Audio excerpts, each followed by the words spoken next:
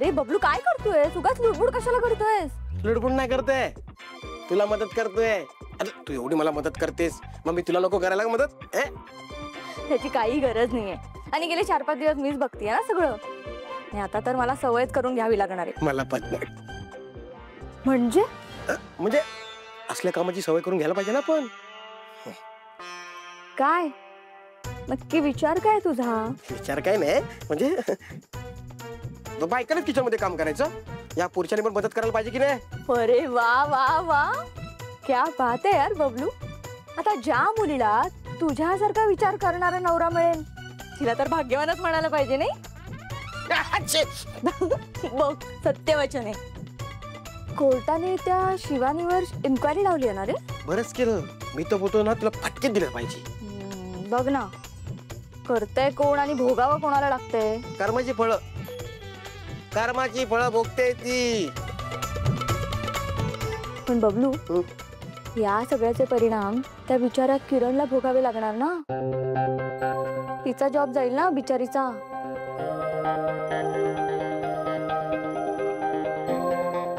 काय झालं बबलू, तू का थांबलास? तुझा जॉब नाही जाणार आहे.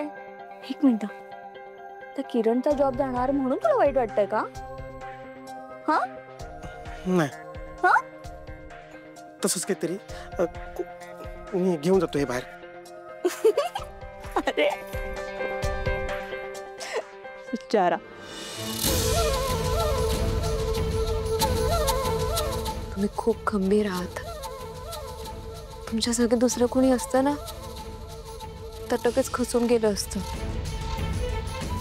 पण तुम्ही नाही खचलात. खरं तर जेव्हा गुंडांनी तुमच्यावर हल्ला केला तेव्हा तुमच्याकडे पळून जायची संधी होती, पण तुम्ही पळून नाही गेलात. उलट तुम्ही स्वतः कोर्टात आलात. तुम्हाला बळ दिलं सावी. असं काही नाही. जेव्हा जेव्हा मी संकटात असते तुम्ही माझ्या पाठीशी उभे राहता की नाही? मी तेच केलं.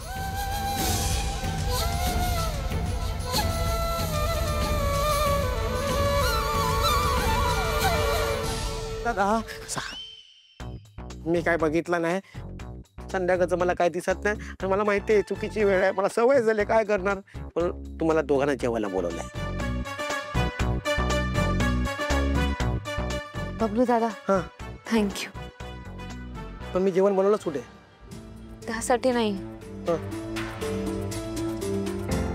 तुम्ही सारंग सरांना सोडवण्यासाठी जे काही केलं त्यासाठी थँक्यू. हो, थँक्यू. काय झालं? फक्त थँक्यू. मला वाटलं की माझ्यासाठी कार्यक्रम ठेवाल, शाल द्याल, नारळ द्याल, सत्कार कराल. फक्त थँक्यू. आणि थँक्यू काय ग? मी माझ्या बहिणीच्या नवऱ्यासाठी केलंय आणि माझ्या लाडक्या भावासाठी. ए भावबी झाली आहे काय आणू? काही नको. तुम्ही आधीच मला भाऊबीज दिली आहेत. चला जेवायला. हा चला बबलू. हा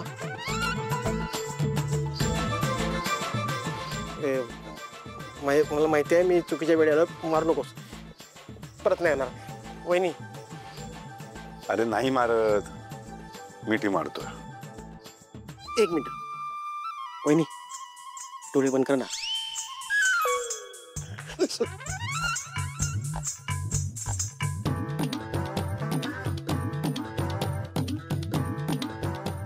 थँक्यू.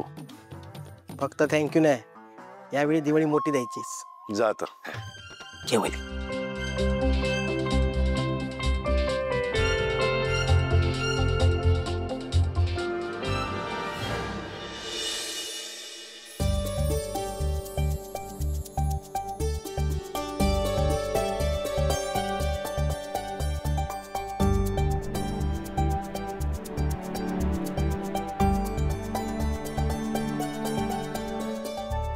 देव एवढ्या लवकर पाण्यातून बाहेर निघतील असं वाटलं नव्हतं मला.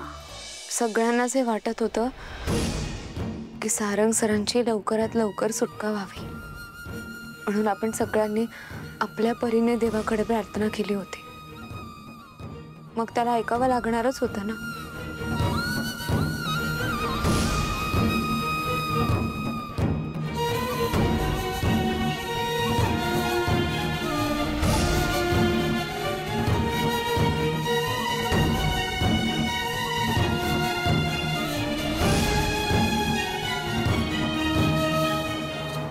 सारंग सरांची सुटका जरी झाली असली तरी काही प्रश्नांची उत्तरं अजून मिळालेली नाही आहेत आणि ती उत्तरं मिळाल्याशिवाय मी स्वस्थ नाही बसणार. त्यासाठीच मला देवाभाऊंना भेटायला जायचं आहे. या प्रकरणाबद्दल त्यांना काही गोष्टी कळाल्या आहेत म्हणून.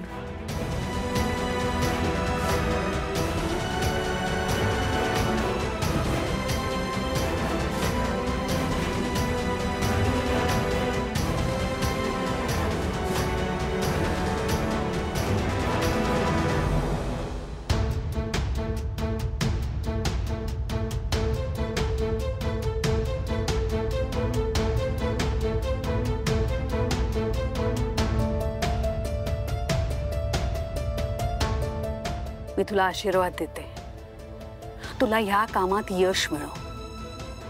पण याचा अर्थ असा नाहीये की मी तुला स्वीकारलंय. माझ्या तत्वांच्या आड माझ्या मुलाचं प्रेम येतंय म्हणून केवळ तू या घरात आहेस.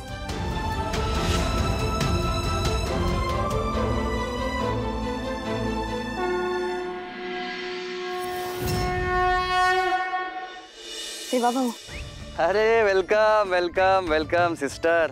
काय मग कैसा माहोल आहे घर पे? कसे आहेत सगळे? सावरतायत. गुड. पण आता कसलंच टेन्शन घ्यायचं नाही. ही केस आता देवाच्या ताब्यात आहे. And you know when Deva is here he will take care.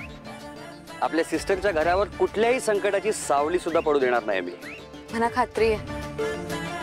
तुम्हाला सांगू देवाभाऊ, सारंग सर फक्त तुमच्यामुळे घरी आलेत. अरे बस क्या सिस्टर, अब रुलाएगी क्या?